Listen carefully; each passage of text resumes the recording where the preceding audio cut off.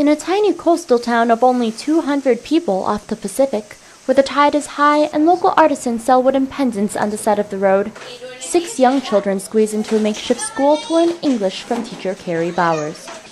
It's Bowers' third year teaching at Proyecto Montezuma, a private volunteer organization that plans basic curriculums for local public schools. The Ministry of Education mandates that all students receive English classes. But what happens is that once you get into the rural areas, there's no funding and there's no teachers. Montezuma has a public school where children of local artisans and merchants learn basic math, reading, and writing skills until the 6th grade.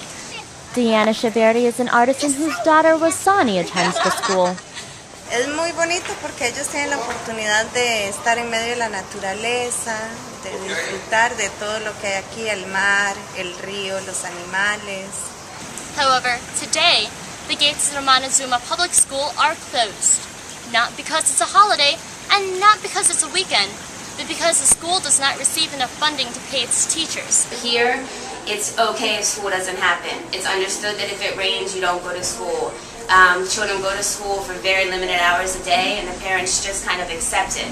Why, I don't really know. The government of Costa Rica has allocated nearly a quarter of its 2010 budget for education, but for some reason it fails to reach rural communities. Hay muchas oportunidades para ellos aquí, pero nada más hay que organizarlo. Though the government has recently implemented a music education program for children across the country, bare basic needs of public schools are not being met. A mí me gustaría que vinieran más profesores de diferentes cosas como educación física, como las artes, como la computación que dije antes que no tenemos, y además que existieran más recursos para invertir en libros, en material didáctico. In a nearby town called Delicias, more than 80% of public grammar school graduates go on to attain a high school education, according to Consuelo Gomez, the grammar school's director. Still, it took years of fundraising for the school to afford its very first photocopier, and it is struggling to hire and retain English teachers. En esta escuelita, los niños no tienen oportunidad como en otras escuelas céntricas, de Cóbano, o Punta Arenas, o San José. Se necesita un número de niños grande para poder tener un teacher fijo.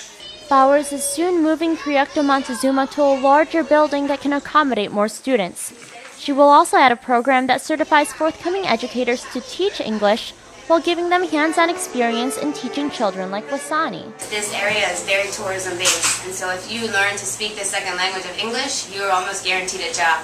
Bowers hopes this will create a stable base of long-term volunteers for schools around the Nicoya Peninsula that cannot afford permanent teachers. For Diana, a single parent who earns a living by selling fresh pearl necklaces to passers-by, this could mean a lot for her daughter's future. Lo que me gustaría mucho es que ella sea feliz, nada más. Sí. In Montezuma, for the Tico Times, I'm Melissa Chua.